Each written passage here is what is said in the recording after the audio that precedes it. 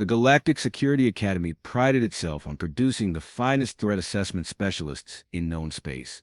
Its marble halls gleamed under artificial sunlight, and its reputation stretched across 42 star systems. Today, 217 cadets sat in the grand assessment chamber, ready to prove their worth. Professor Vekran, a towering Krelix with silver scales and 4 analytical eyes, swept his gaze across the assembled students. His reputation preceded him. In 30 years of teaching, only 12% of his ever passed the final examination. The rest washed out, their dreams of galactic security careers evaporating like morning dew. Today, Vekran announced, his voice resonating through the chamber like distant thunder, "You face the ultimate test of your training. Before you sits a room of individuals. One among them poses an existential threat to galactic civilization. You have 45 minutes, identify the threat, justify your reasoning. Failure means expulsion." The cadets shifted nervously in their seats. This was it. Everything they had studied for 3 brutal years came down to this single moment. In the observation area sat 12 beings. They had been carefully selected from across the galaxy, each representing different species, backgrounds, and potential threat profiles. Most cadets immediately focused on the obvious candidates. There was Commander Zroth, a Valkyrian war veteran with bionic implants and a scarred face that spoke of countless battles. His reputation included 17 confirmed kills during the Outer Rim conflicts. He sat with military precision, eyes constantly scanning for exits and threats. Beside him lounged Dr. Neshin, a Ythrak biochemist, whose research into viral weaponization had been classified by 3 different governments.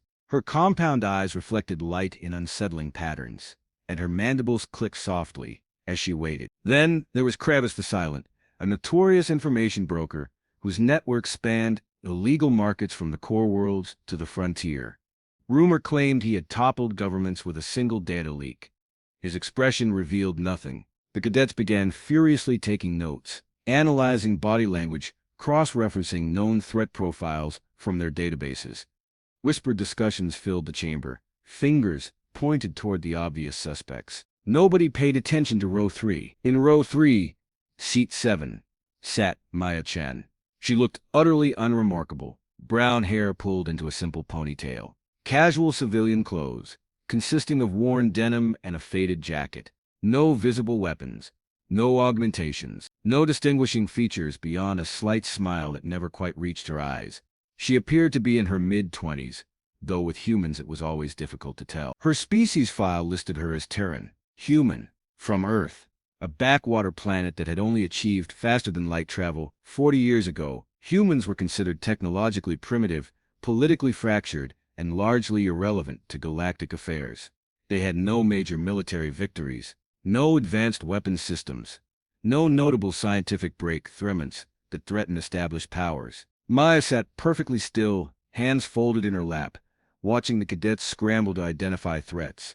Occasionally, that small smile flickered across her face. Cadet Thorin, a promising young Drexian with golden fur and keen analytical skills, stood first to present his findings. He had been top of his class for 2 years running. Everyone expected brilliance. "The threat is clearly Commander Zroth," Thorin declared confidently.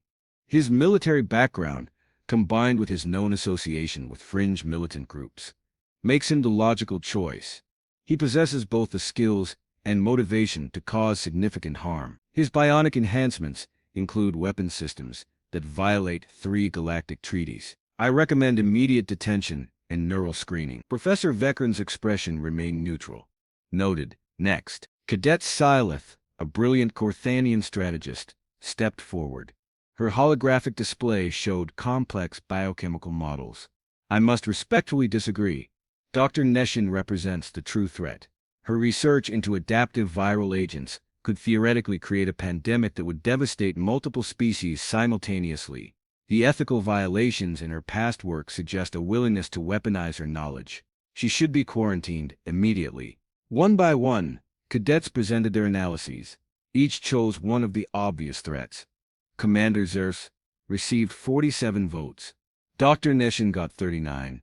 Kravis the Silent accumulated 22. Various other dangerous-looking individuals in the observation room collected the remaining votes. Except for one, Chen, the unremarkable human in row 3, received exactly 0 votes. Not a single cadet considered her worth mentioning. Why would they? She was nobody. Nothing. Just another civilian filling space in the assessment room. When the last cadet finished presenting, Professor Vekrin slowly walked to the front of the chamber. The silence grew heavy. His 4 eyes swept across the assembled students, and something that might have been disappointment flickered across his scaled features. "You have all failed," he said simply. Gasps erupted throughout the chamber. Cadets looked at each other in confusion and growing panic. Failed?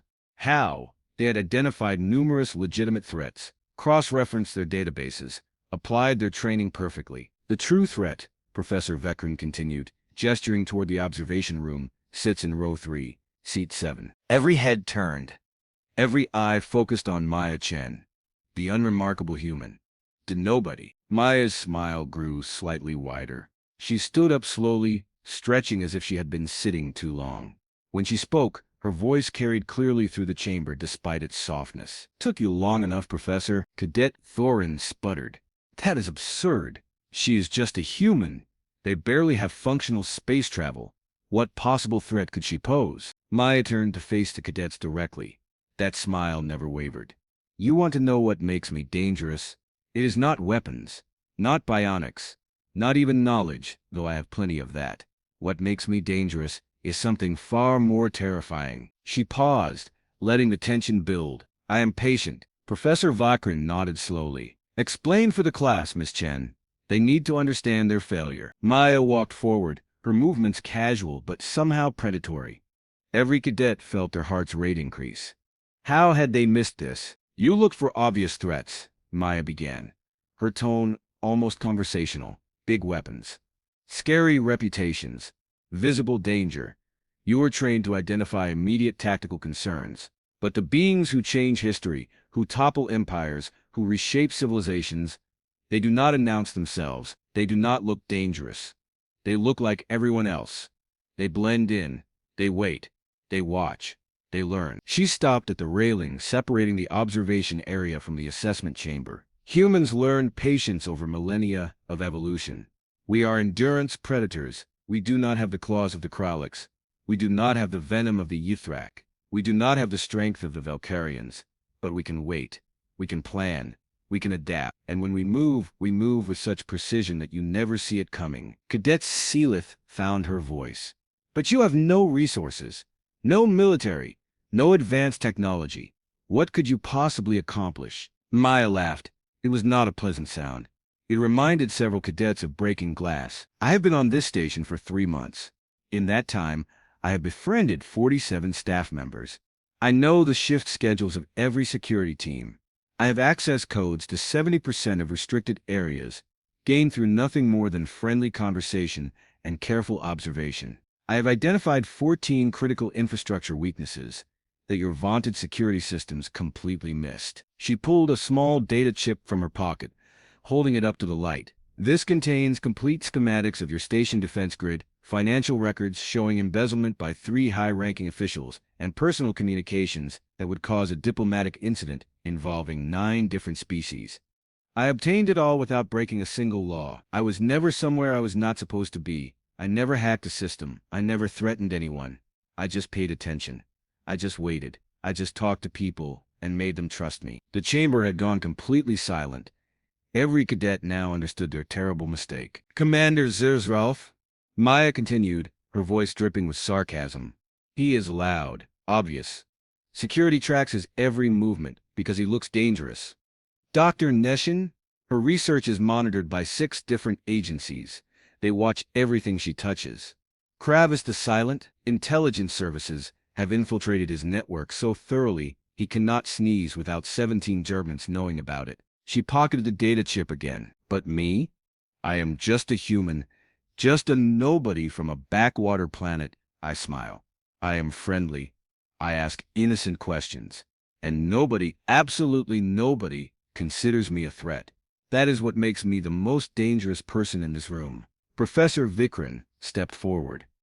"Miss Chen is, in fact, a consultant for Galactic Security Intelligence.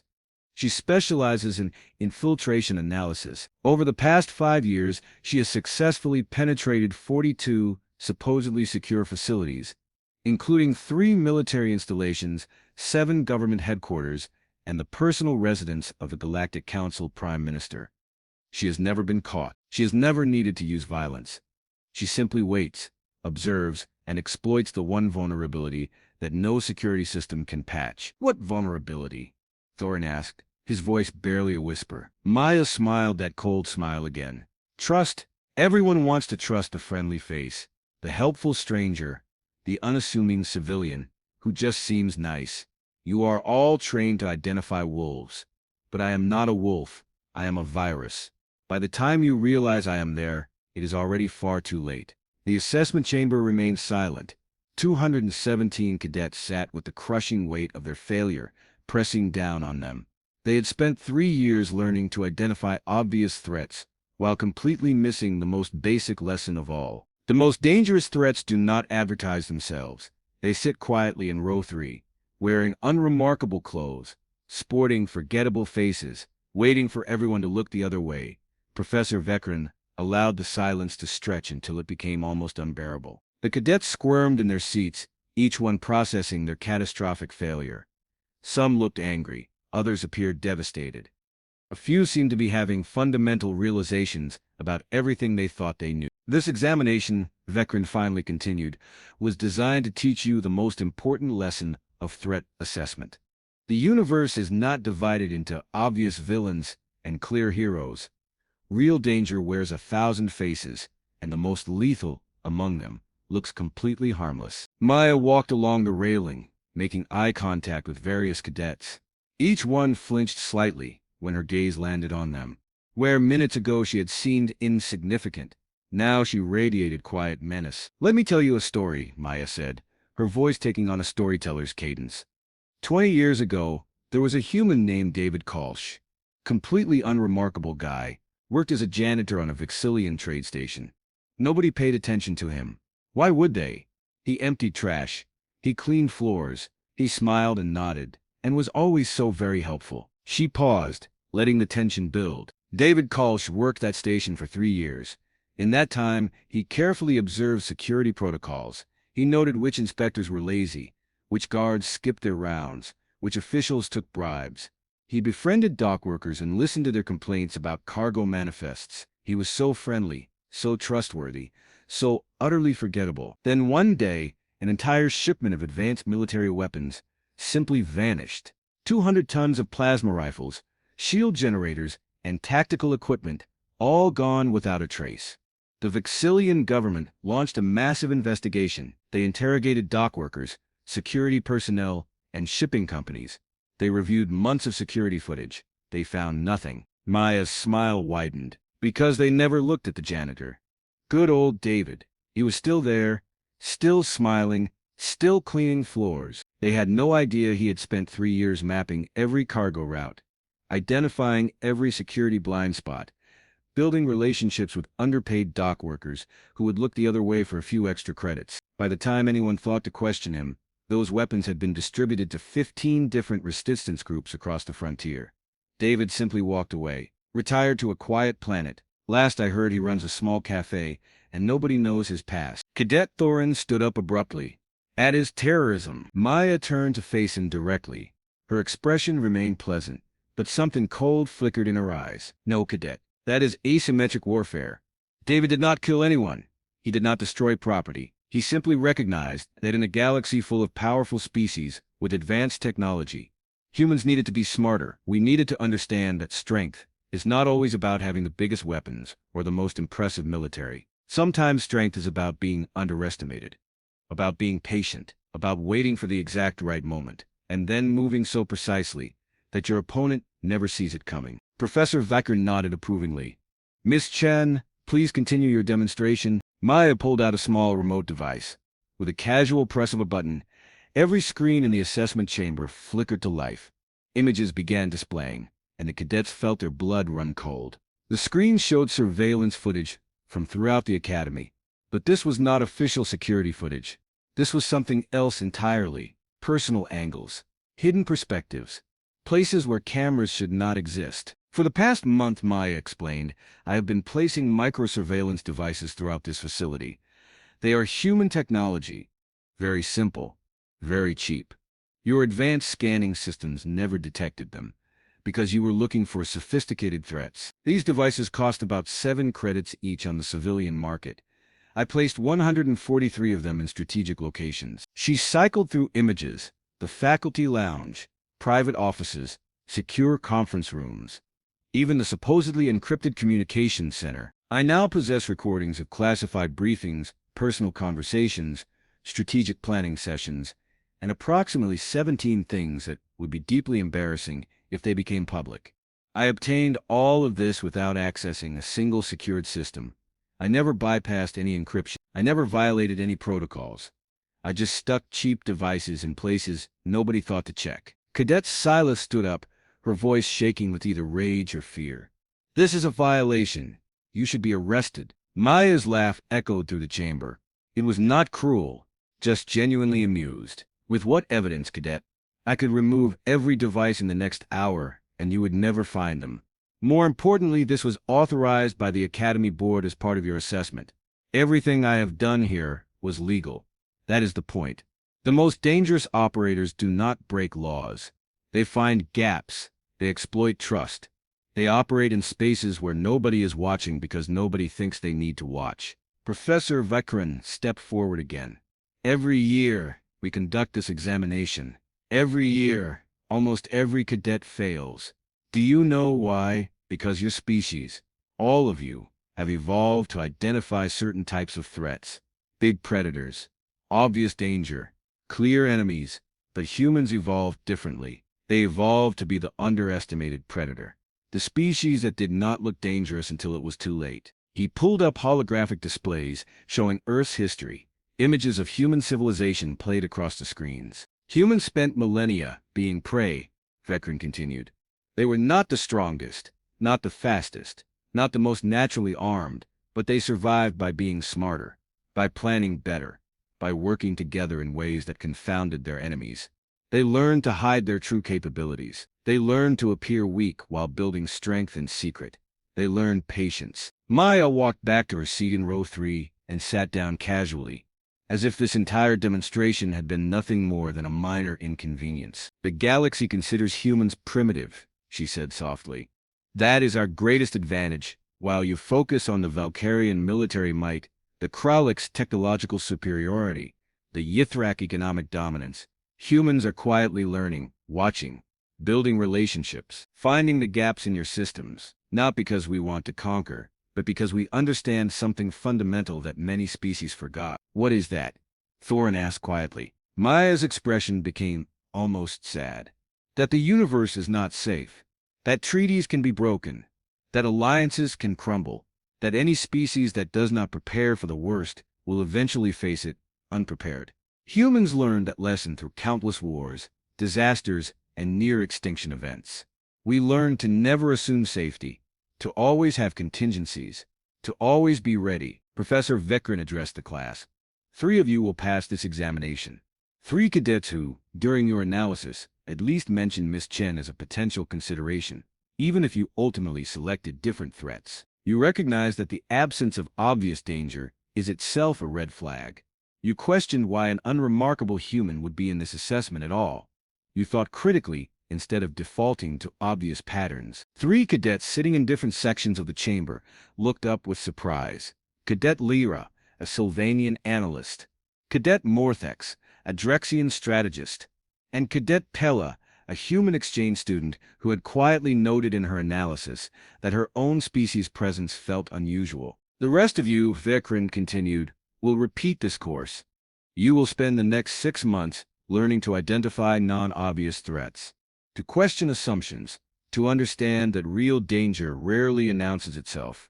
You will study human history, human tactics, and human psychology. Because if you cannot identify a single human consultant sitting in plain sight, how will you ever protect the galaxy from actual threats? Maya stood up and stretched again. I will be helping teach that course. You are going to learn to hate me, because I am going to teach you that every assumption you make is a vulnerability, Every pattern you rely on is a weakness. Every obvious conclusion is potentially a trap. You are going to learn to think like humans think. Patient, paranoid, always questioning, always preparing. She walked toward the exit, then paused and turned back to face the assembled cadets. "One last thing," she said, her voice carrying clearly. "For those of you feeling angry or humiliated right now, good. Use that. Channel it. Because somewhere in this galaxy, someone is planning something terrible, and they are counting on people like you to focus on obvious threats while they work quietly in the shadows. They are counting on you to underestimate the quiet ones, the patient ones, the ones who smile and wait and watch." Her expression hardened. "Do not let them. Do not ever let someone's unremarkable appearance convince you they are harmless. Because the being who changes history, who topples governments, who reshapes civilization, they do not look like a threat until the moment they strike. And by then, it is far too late." Maya walked out of the chamber. The door closed behind her with a soft hiss. 214 failed cadets sat in stunned silence, processing the hardest lesson they would ever learn. In row 3, seat 7, an empty chair remained, a reminder that sometimes the most dangerous threat is the one nobody sees coming. Professor Vekrin looked at his students with something that might have been sympathy. "Class dismissed. We begin again tomorrow. And this time, you will learn to look beyond the obvious. You will learn to fear the quiet ones. You will learn why humanity, despite all appearances, is never to be underestimated.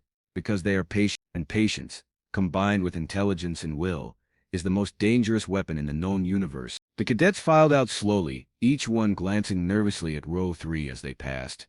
That empty seat would haunt their dreams for months to come. Somewhere in the facility, Maya Chen sat in a small office, reviewing the assessment footage and planning next year's examination.